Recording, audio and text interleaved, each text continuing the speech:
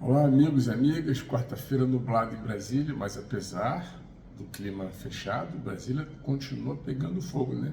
Se fala tanta coisa sobre tanta gente, corrupção aí desenfreada, Banco Master, INSS até agora não resolveu. E eu vindo para Brasília, para o escritório, eu falei, vou falar sobre o quê? Tanta coisa acontecendo, né? E eu sempre tenho como base assim, o que mais tem sido tratado na grande mídia, assim, pela internet também, é o que me pauta. E às vezes, obviamente, alguns dos amigos, dos seguidores que me mandam, assim, discute sobre o assunto me fazendo uma pauta. E assim vou fazer hoje, vou fazer um popurrí, um apanhado sobre alguns dos assuntos que mais têm sido destacados pela mídia. Eu sou Cláudio Avelar, advogado criminal e empresarial, no escritório em Brasília, com atuação em vários estados da federação. Sou policial federal aposentado. Isso me qualifica para falar sobre um monte de coisa. Então vamos lá. Vamos começar pelo maus tratos aos animais. Né? O cachorro-orelha e caramelo lá no sul do país, que teriam sido vítimas de maus tratos e já tem a polícia identificando quem foram os suspeitos, sem qualificação da prova. Muito importante que a gente não se esqueça que a polícia tem que falar menos e agir com mais seriedade, focando no interesse público e não naquela exposição midiática. Não se pode esquecer que o único objetivo da instauração do inquérito policial é a indicação da autoria e materialidade. O que aconteceu, quem foi o autor. Sem especularização, sem falar demais, bom que eu não falasse nada. Depois da investigação concluída, faz um esclarecimento público. Antes não. Antes fica feio. A polícia está falando demais. Inclusive, no caso do cachorro caramelo, que teria sido vítima de maus tratos, o próprio policial depois falou, não aconteceu crime algum. Tinha uns garotos andando de noite, não sei a hora, aí daqui a pouco aparece na imagem da câmera o cachorro caramelo andando, correndo na direção deles numa boa, como se já os conhecesse, sem medo nenhum. Um dos garotos pega o cachorro no colo, anda com ele no colo, numa boa, depois joga dentro d'água e o cachorro sai e daqui a pouco acaba o vídeo. Cadê os maus tratos, gente? Pode ser uma brincadeira, o cachorro podia gostar de brincar, joga ali, volta aqui. Eu mesmo já taquei meu cachorro dentro da piscina, ele voltou, peguei, brinquei, taquei de novo, ele voltou, peguei, taquei de novo, numa boa. Qual o problema? Nunca fui à praia com um cachorro, eu gostaria de ir, tenho certeza que ele vai gostar de brincar nas ondas. Mas isso daí para dizer que é maus tratos, porque alguém tacou o cachorro, então é um juízo de valor excessivo, condenatório. Claro, tem que proteger os animais, mas aí vai acusar os humanos de qualquer coisa? Sem isso, sem glamour, nessa criminalização desenfreada. Aí, na sequência, o cachorro-orelha. Esse sim, sem dúvida, foi vítima de uma grande violência, mas ninguém sabe o que aconteceu. Eu, sinceramente, pelas imagens e pelas coisas que eu vi, não sei se ali foi maus tratos produzidos por aqueles garotos que estão sendo acusados. Não estou defendendo ninguém, mas eu estou querendo defender o direito, a prova. O processo penal carece de prova. Não tem prova. Eu vi alguns vídeos que alguém dizendo que o crime teria ocorrido às 7 e pouco da manhã. Mas às 6h15 eles mostram os garotos, de madrugada mostra os garotos andando na praia, depois 6h15 seria a hora do crime, da violência, o cachorro teria que andar numa distância enorme de onde estava para onde os garotos estariam, uma distância enorme que ninguém sabe se foi percorrida realmente, porque ninguém viu. E depois, 7 e tanto da manhã, parece o cachorro, já de dia, o cachorro andando como se nada tivesse acontecendo. Ele não parecia um cachorro machucado. Não parecia. Então, que horas aconteceu a agressão? Foi 6 horas da manhã ou foi depois das 7? Depois daquele vídeo que eu mostro o cachorro andando na rua, bem rápido para quem está machucado, inclusive. Então, a prova está frágil. A prova está frágil. Eu não sei se ele foi atropelado depois daquele último vídeo, se alguém chegou e meteu paulada nele. O que aconteceu? O cachorro está machucado. Aí agora eu ouço na reportagem, que eu assisti ontem à noite, dizendo que vamos fazer exumação do cadáver do cachorro. Poxa, o cachorro morreu outro dia, você vai fazer exumação do cadáver hoje? É porque não foi feito o exame devido no dia que era para ter sido feito, antes de enterrar. Exumação de cadáver é quando há falha na investigação, quando há falha na perícia. Será que houve um exame cadavérico?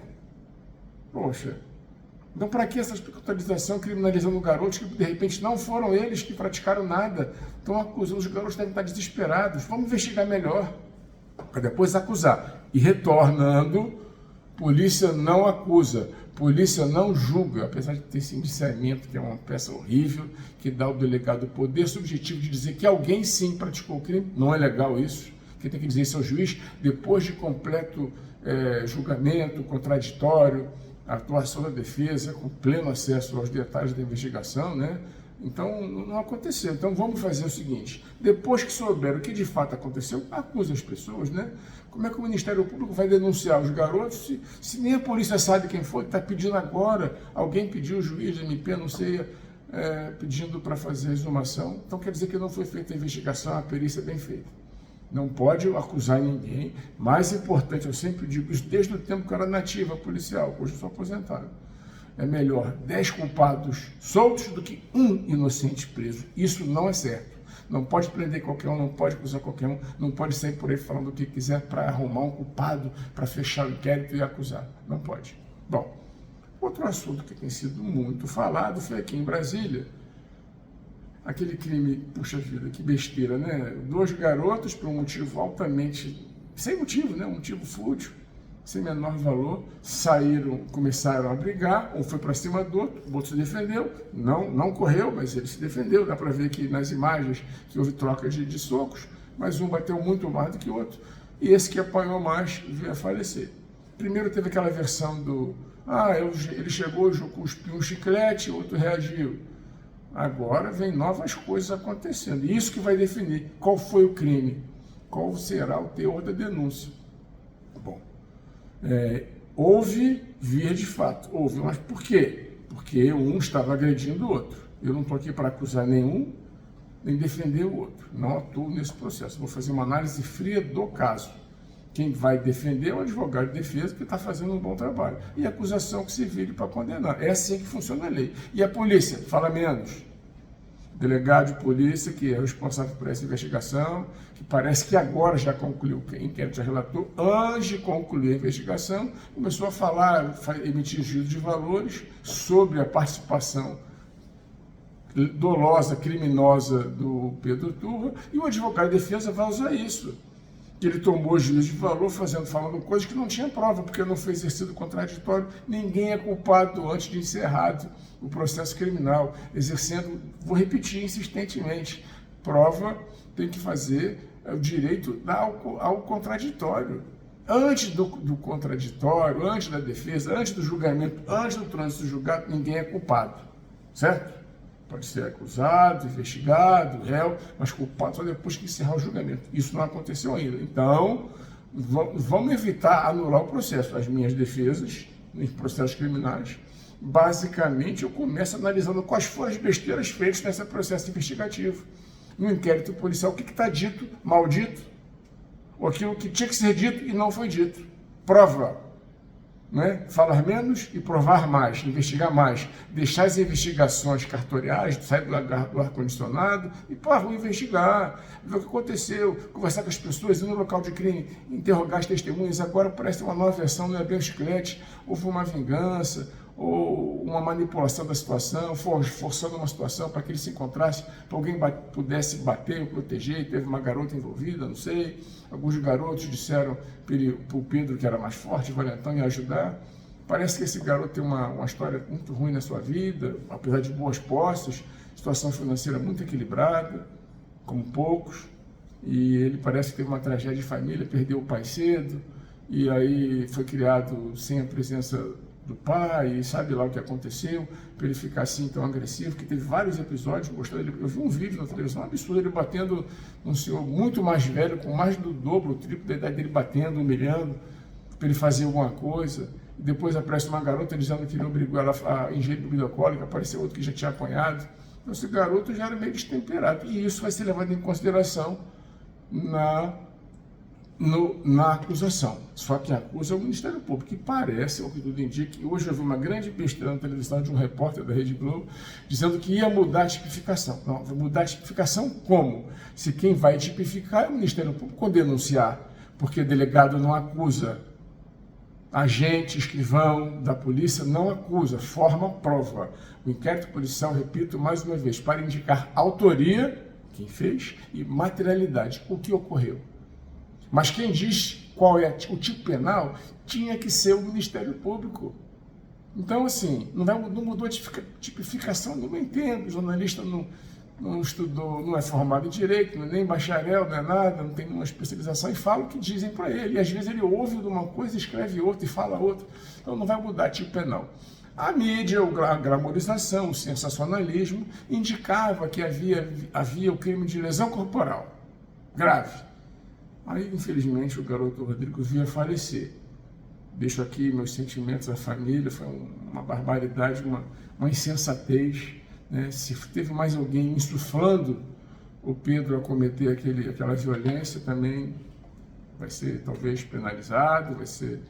Enfim, vamos ver o que a investigação diz e vamos ver o que o Ministério Público vai dizer após avaliar a situação probatória. Então, eu sempre disse isso, já falei em outros vídeos, é bem provável que o tipo penal focado na denúncia seja o homicídio, porque alguém morreu. Né? E se dizia antes que, como havia a lesão corporal, seria lesão corporal seguida de morte, porque ele veio a falecer dias depois. Mas é assim, pelo histórico, pela violência, pelas coisas, pelas circunstâncias, é bem provável, não sei, também não estou aqui, não tenho bola de cristal, que o Ministério Público, que não está atrasado em sua denúncia, está sim, está tudo bem, está no prazo normal, ele vá no homicídio, pedir a condenação no homicídio, crime doloso contra a vida, tribunal do júri, né? E cabe à defesa, que eu tenho certeza que vai ser feito muito bem feito, a defesa aguerrida, já se manifestou, inclusive, como delegado, que estava prejulgando o cliente dele, ele vai tentar desqualificar para a legítima defesa por algum motivo, vamos ver qual a alegação da defesa, são as duas teses que eu vejo com possibilidade, ou então desqualificar o homicídio para lesão corporal seguida de morte, lesão corporal grave seguida de morte. Explicando isso, na lesão corporal seguida de morte, é assim, eu sou autor, eu tenho intenção de produzir o resultado lesão, quero machucar, quero bater, quero lesionar. Então, lesão corporal. Dias depois, em função de um fato ali, que o garoto, autor, não tinha intenção, ele veio a falecer. Então não é homicídio, é lesão corporal seguida de morte. Já é muito bom, já é melhor. Né? Desqualifica, sai do tribunal do júri, é uma pena bem menor, apesar de ser uma pena grave, lesão corporal seguida de morte é uma pena alta, e caímos fora do homicídio. Eu acho que são as duas teses que poderão acontecer, mas eu acredito que, pelo que eu tenho visto, até pela glamorização, muito ruim julgar e trabalhar em processo que tem essa mídia, esse clamor, esse sentimento popular, todo mundo falando condena, e eu como advogado de defesa, tenho muito cuidado com isso. É difícil até para acusação, né? Porque tem essa mídia, essa pressão popular, vão sair dessa bagunça, e em que pese a família do garoto que faleceu está muito dolorida, o que é natural. Eu tenho filhos adolescentes, eu usei isso em casa como exemplo didático de como deve ser o comportamento dos meus filhos, para evitar os exageros, né? Os desacertos, aquela robustez na masculinidade que não pode levar desaforo para casa. Às vezes tem que levar desaforo para casa assim. É isso, gente. Me pautem, contem para os amigos, divulguem esse vídeo. Até a próxima.